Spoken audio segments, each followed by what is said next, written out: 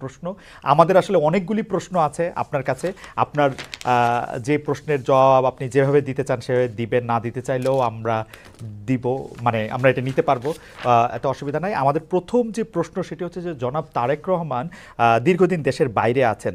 আমরা দেখেছি যে 5ই আগস্টে ক্ষমতার পট পরিবর্তনের পরে শেখ হাসিনা পালিয়ে যাওয়ার পরে তিনি ভার্চুয়ালি একটি জায়গায় তার পরদিনই ভার্চুয়াল বক্তব্য দিয়েছিলেন, বিভিন্ন অনুষ্ঠানে অনলাইনে সক্রিয় থাকছেন, বক্তৃতা দিচ্ছেন। কিন্তু বিএনপির পক্ষ থেকে কি আসলে দেশের পক্ষ থেকে এই দাবি আছে তাকে দেশে আসার, বা তারা মানে বিএনপি কখন মনে করে যে জনাব তারেক রহমানের দেশে ফেরা উচিত, মানে সে সময়টা কখন হতে পারে? না, এখানে আপনার যে প্রশ্ন আছে তার মধ্যে দু তিনটি আপনার দিক আছে। একটা হচ্ছে আপনার বলছেন যে বিএনপি দাবি তুলছে কিনা। এখানে এখন যে অবস্থা আছে তাতে বিএনপি দাবি তোলার প্রয়োজন নেই। এখন it will decided by Tarique Rahman himself, এবং পার্টিও সেটাই অপেক্ষা করছে। তার কতগুলো মামলা আছে, যে মামলাগুলো আপনার অনগোয়িং প্রসেসের মধ্যে আছে, কোর্টে আদালতে চলছে। আমরা যেটা সিদ্ধান্ত নিয়েছি যে ওই মামলাগুলো শেষ করেই দেশে আসবেন। সেক্ষেত্রে আরেকটি প্রশ্ন এরকম হতে পারে কিনা যে আমরা বেগম খালেদা জিয়াকে অনেক দিন পরে দেখলাম যে তিনি সশস্ত্র বাহিনী যে দিবস ছিল 21 নভেম্বর, সেটাতে তিনি উপস্থিত থেকেছেন। ডক্টর মোহাম্মদ ইউনূসও তার সাথে কথা বলেছেন, উপদেষ্টাদের মধ্যে থেকেও কেউ কেউ তার সাথে আসলে কথা বলেছেন, আমরা এরকম দেখেছি। যদি এই মুহূর্তে নির্বাচন হয়, যেটি আসলে বিএনপি যৌক্তিক সময়ের মধ্যে নির্বাচন দাবি করছেন, তাতে বেগম খালেদা জিয়া কি প্রার্থী হবেন, বা বিএনপি সংসদ নেতা বা প্রধানমন্ত্রী হিসেবে কাকে চাইতে পারে, চেয়ারম্যান নাকি ভারপ্রাপ্ত চেয়ারম্যান? এখানে এই মুহূর্তে এখনই আমাদের এই প্রশ্নগুলো নিয়ে আমরা আপনার কাজ করছি না। কারণ আমরা এখন আমাদের সামনে যে সবচেয়ে বড় চ্যালেঞ্জ যেটা, সেটা হচ্ছে যে আপনার এই ইন্টারিম গভর্নমেন্টের কাজগুলো তারা যেন শেষ করতে পারে। অর্থাৎ যে সমস্ত সংস্কারের বিষয়গুলো আছে, সেই সংস্কার যে কয়েকটা আপনার খুবই নির্বাচন কেন্দ্রিক এবং প্রয়োজনীয়, সেই সংস্কারগুলো করে নির্বাচনের কথা আমরা বলছি। এবং আমরা মনে করি যে এটা আপনার যথা সময়ে সেটা অনুষ্ঠিত হবে। এবং দেশনেত্রী বেগম খালেদা জিয়া তো আমাদের পার্টির চেয়ারপারসন, এবং তিনি যদি নির্বাচন করতে সক্ষম হন শারীরিকভাবে, তাহলে অবশ্যই তিনি নির্বাচন করবেন। অন্যদিকে যেমন তারেক রহমান সাহেব আমাদের দলের হচ্ছেন ভারপ্রাপ্ত চেয়ারম্যান এখন আছেন, এবং তিনিও নির্বাচন করতে চাইলে তিনিও নির্বাচন করতে যদি চান সেটা উনি করতে পারবেন, যে কটা সিটি তিনি করতে চান। তো এই নিয়ে কোনো সমস্যা নেই। সুতরাং খালেদা জিয়া নির্বাচন করলেন, প্রধানমন্ত্রী হলেন, বা তারেক রহমান সাহেব নির্বাচন করে প্রধানমন্ত্রী হলেন, এটা নিয়ে কোনো সমস্যা নেই। এই ব্যাপারে পার্টিতে আমাদের কোনো সমস্যা আছে বলে আমি মনে করি না। আলোচনা আছে কিনা, মানে মানে কে হবেন বা না এই না, ধরনের? এই ধরনের আলোচনার এখন প্রয়োজন নেই। কারণ খালেদা জিয়া এখনো বেশ অসুস্থ। উনি আগামীকাল কয়েকদিনের মধ্যে উনি যাবেন লন্ডনে চিকিৎসার জন্য। এবং সেখানে যদি তাকে প্রয়োজন হয়, সেখান থেকে তিনি আমেরিকাও যেতে পারেন তার প্রয়োজন হয় চিকিৎসার জন্য।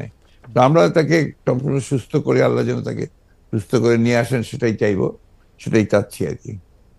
আহ, এই প্রসঙ্গে আর কি, মানে এই 1-2 নাম্বার প্রশ্নের প্রসঙ্গে শেষ প্রশ্ন, যে আপনি জনাব তারেক রহমানের মামলার কথাগুলি বলছিলেন, জনাব তারেক রহমানের মামলাগুলো থাকার কারণে কি তিনি দেশে আসার ব্যাপারে দেশকে নিরাপদ মনে করছেন না, এরকম কোনো কিছু কি আপনাদের মধ্যে না ভাবনা না আছে? না না, সেই ধরনের কিছু ব্যাপার নয়।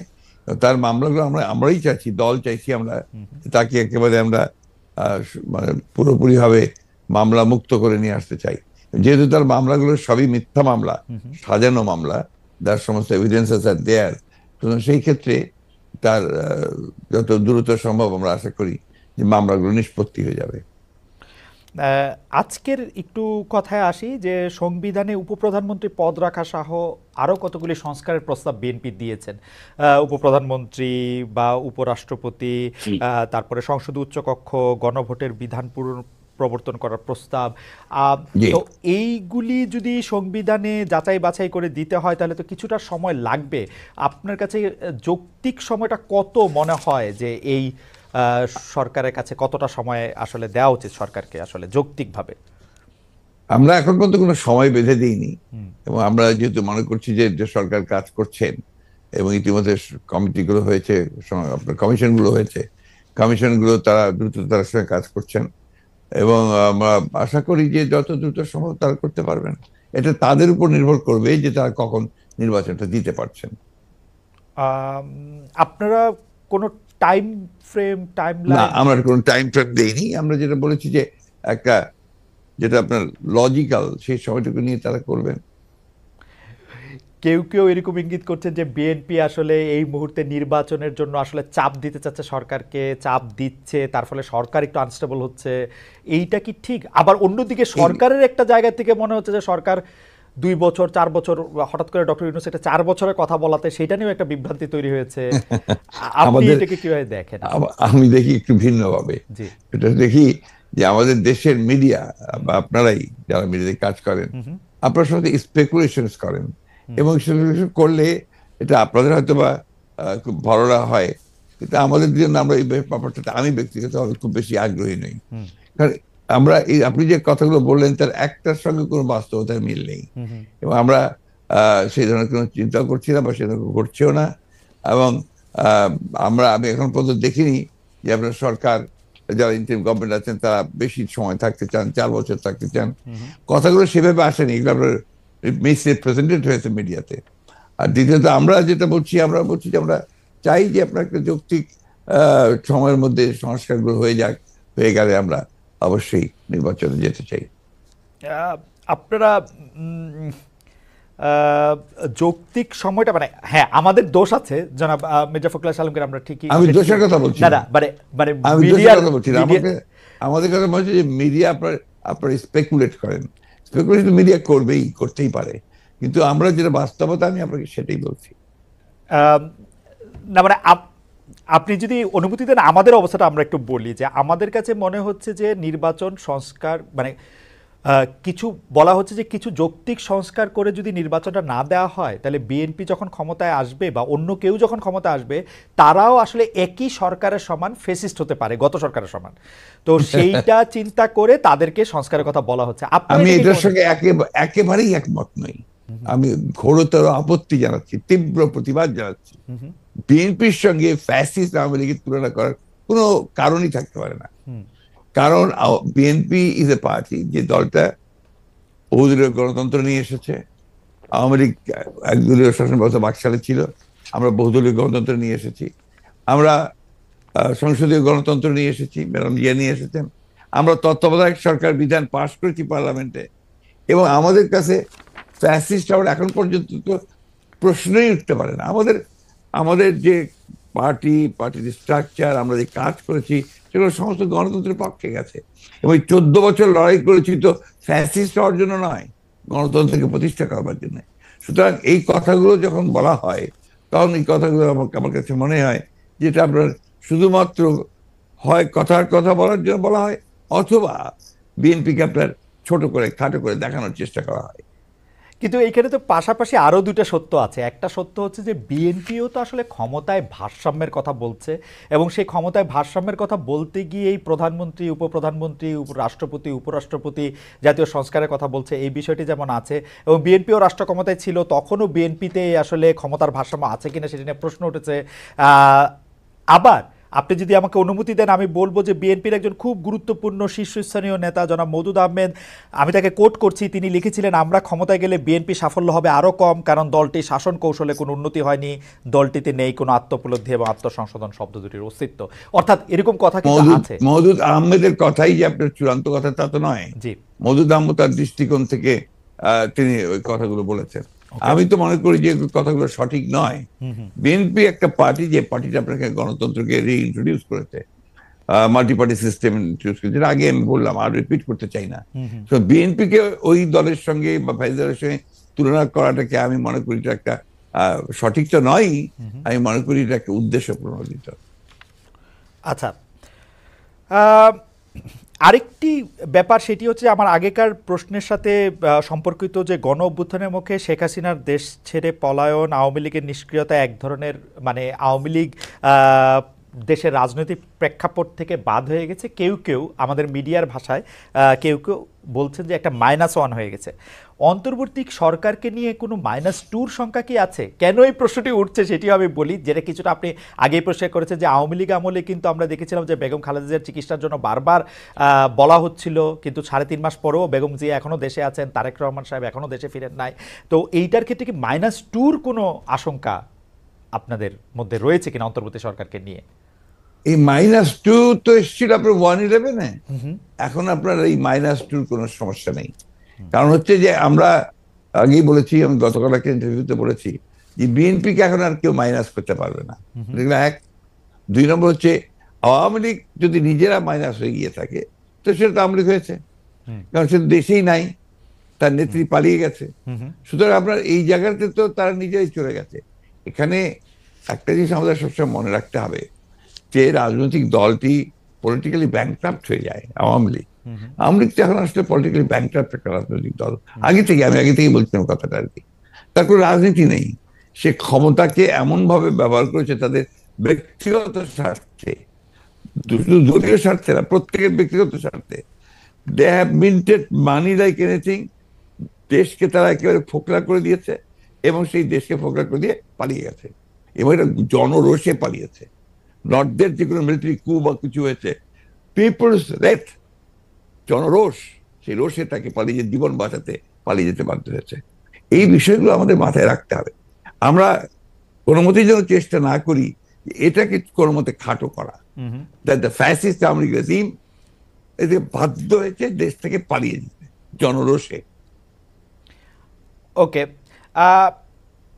গত 15 বছরে আওয়ামী লীগের শাসনকে যে ফেসিবাদী বলা হচ্ছে এবং তার যে পালিয়ে যাওয়াটা, যেটি আসলে আপনি এখন বর্ণনাও করলেন, দুর্নীতি, তারপরে নানা ধরনের নানা কারণে, কিন্তু তার পেছনে আপনাদের আমলে যে 20 বছর আগে 21 আগস্টে গ্রেনেড হামলা, বিচারকদের বয়স বাড়িয়ে তত্ত্বাবধায়ক সরকারকে প্রশ্নবিদ্ধ করার মাধ্যমে শেখ হাসিনাকে কর্তৃত্ববাদী শাসনের দিকে নিয়ে যাওয়া, এ নিয়েও আসলে নানা ধরনের আলোচনা আছে। এই দুটি ঘটনা যদি হাইন্ডসাইট আপনি একটু দেখেন, যে মানে যেগুলি হচ্ছে ক্রাইমের ঘটনা, অর্থাৎ হচ্ছে 21 আগস্টের গ্রেনেড হামলা, 10 ট্রাক অস্ত্র, আবার অন্যদিকে তত্ত্বাবধায়ক সরকার ব্যবস্থাটাকে একটা এরকম জায়গায় নিয়ে যাওয়া, এই দুটিকে আপনি আপনার মূল্যায়ন আমরা একটু শুনতে চাই। যে দুটি আপনার 21 আগস্টের যে ঘটনা, এই ঘটনার সঙ্গে বিএনপিকে জড়িত করা এবং বিশেষ করে তারেক রহমান সাহেবকে জড়িত করা, এটা পুরোপুরি ভাবেই রাজনৈতিক উদ্দেশ্য প্রণোদিত। এটা কোনো মতেই বিএনপি এর সঙ্গে জড়িত তো নয়ই, বরঞ্চ আমি মনে করি যারা বিএনপিকে শত্রু হিসেবে চেনে তারা জড়িত, এবং এখানে বেনিফিশিয়ারি কারা হয়েছে সেই বিষয়টা আমাদেরকে অবশ্যই লক্ষ্য রাখতে হবে। 21 আগস্টের মামলায় who was the beneficiary? Beneficiary was Awami League. কারণ বিএনপি ক্ষমতায় থেকে সে এমন কোনো ঘটনা ঘটাবে কেন যে ঘটনাটা তার বিপক্ষে যাবে? এটা গেল 1 নম্বর। আর আপনি যে প্রসিডিংস গুলো দেখেন সমস্ত, আপনি তো একসময় বিচার বিভাগের মানুষ ছিলেন, দেখবেন যে তারেক সাহেবকে এখানে জড়িত করা হয়েছে 4টা আপনার আইও চেঞ্জ করার পরে। সর্বশেষ যে আইও নিয়ে আসা হয়েছে সে হচ্ছে আওয়ামী লীগ দলীয়ভুক্ত কাহার এখন, যে আপনার নিজে থেকেই তাদের মানে নির্দেশে সে এই চার্জশিটটা করেছে, যেটা কোনো সম্পর্ক নেই।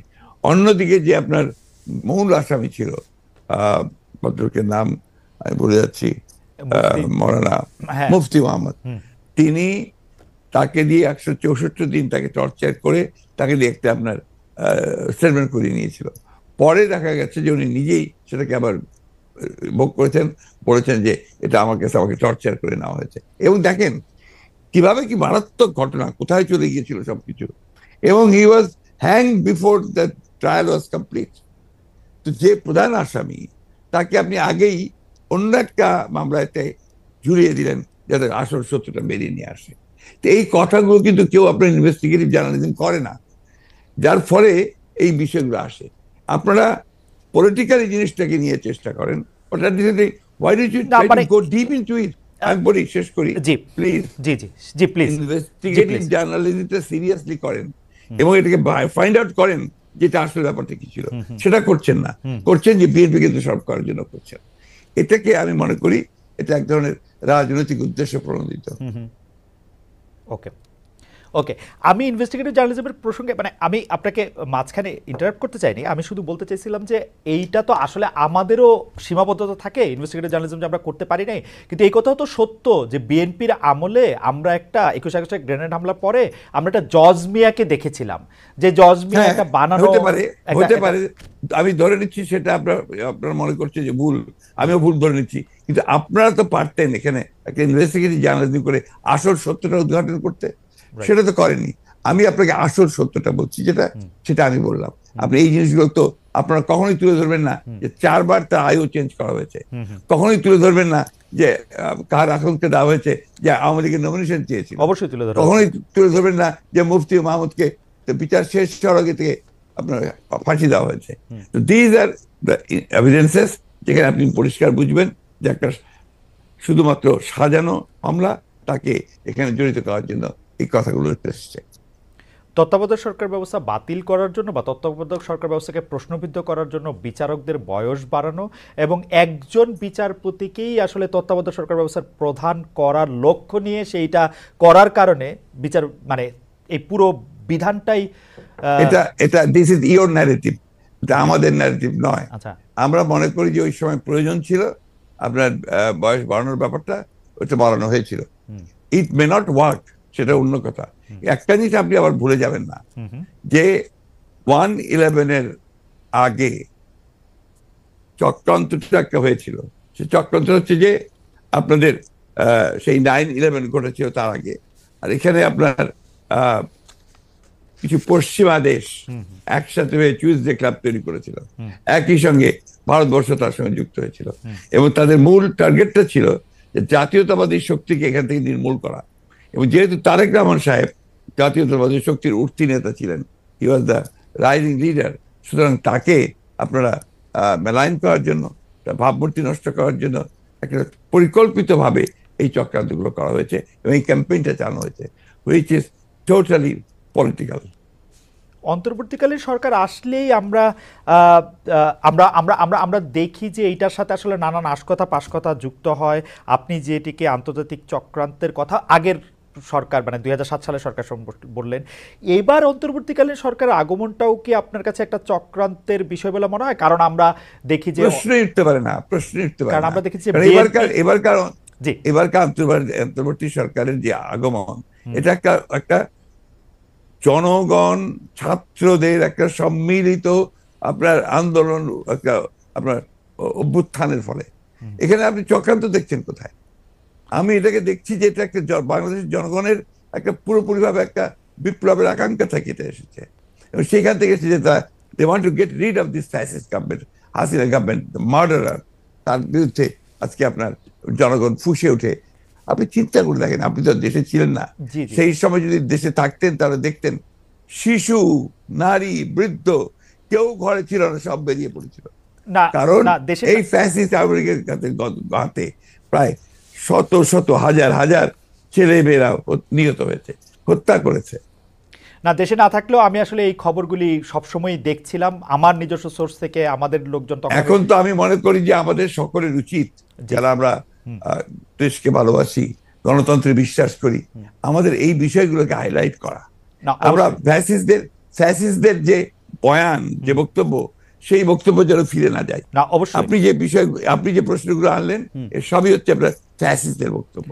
ওকে, আমি ওই সময়কার কথায় আমি আপনার কথায় একমত যে এই বয়ানগুলি আওয়ামী লীগ আসলে গত 15 বছর ধরে বিভিন্নভাবে বিভিন্ন মাধ্যমে এটি দিতে চেষ্টা করেছে।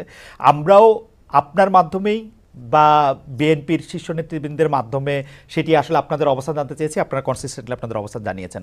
আমি এই সময়কার কথায় আসি। এইবারের যেটিকে আপনি জনগণ এবং ছাত্রদের আন্দোলন আপনি বলছেন, যে আপনার কাছে কি মনে হয় না যে এই আন্দোলনটি বিএনপির নেতৃত্বে হলে, বা বিএনপি যত বছর ধরে এই আন্দোলনটি করতেছিল সে বিএনপির নেতৃত্বে যদি আন্দোলনটি সফলতা পেত, তাহলে আসলে এই যে সরকার এবং সরকারের মধ্যে যে বিভিন্ন দুর্বলতার কথা আমরা শুনছি নানাভাবে, সেটি হতো না? আবার অন্যভাবে প্রশ্ন করলে, যে এই আন্দোলনটিতে যে বিএনপি নেতৃত্ব দিয়ে সফল হতে পারল না, সেইটাকে আপনি কিভাবে মূল্যায়ন করেন? দুটো জিনিস। একটা হচ্ছে যে এখানে আপনার বিএনপি নেতৃত্বে হলে অনেক ভালো হতো, বিএনপি নেতৃত্বে হয়নি এ কথাটা বলছেন কেন? বিএনপি তো এর মধ্যে শেষ দিন পর্যন্ত, শেষ মুহূর্ত পর্যন্ত ছিল এই আন্দোলনে। এই ছাত্র জনতার আন্দোলন শুরু হয়েছে 2 মাস হলো। তার আগে তো আমরা মাঠে, এবং আমরাই আপনার মাঠেছি, আমরা জেলে গেছি, আমাদের 60 লক্ষ লোকের বিরুদ্ধে মামলা হয়েছে, আমাদের 700-এর উপরে মানুষ আপনার গুম হয়ে গেছে, ইলিয়াস আলী সহ। এইটা তো আমরা, আমাদের 15 বছর ধরে এটা চলছে, এবং অকথ্য অত্যাচার নির্যাতন আমাদেরকে সহ্য করতে হয়েছে। এবং ছাত্ররা যখন এসছে তখন আপনার তারা যে প্রথমে কোটা আন্দোলন, তারপরে সেই হত্যা, পরে সাথে সাথে তারা আপনার এক দফা আন্দোলনে গেছে। We have given total support to them. আপনি সেই সময়কার পত্রিকাগুলো দেখুন, আমার বক্তব্যগুলো দেখুন। আমি প্রতিদিন সেই সময় আপনার প্রেস কনফারেন্স করেছি ওই কয়েকটা দিন, এবং ওই দিন সম্পূর্ণ আমি ছিলাম। আমরা এখানে বিভক্তি আনতে চাই না। না না, আমরা এখানে মনে করি এটা বিভক্তি না। আমি আমার বক্তব্যটা শেষ করে ফেলি ভাইয়া। জি জি, প্লিজ প্লিজ। সেটা হচ্ছে যে এই বিষয়টাকে আমরা এক করে দেখতে চাই। এখন যে কোনো ধরনের একটা মিসআন্ডারস্ট্যান্ডিং তৈরি হওয়া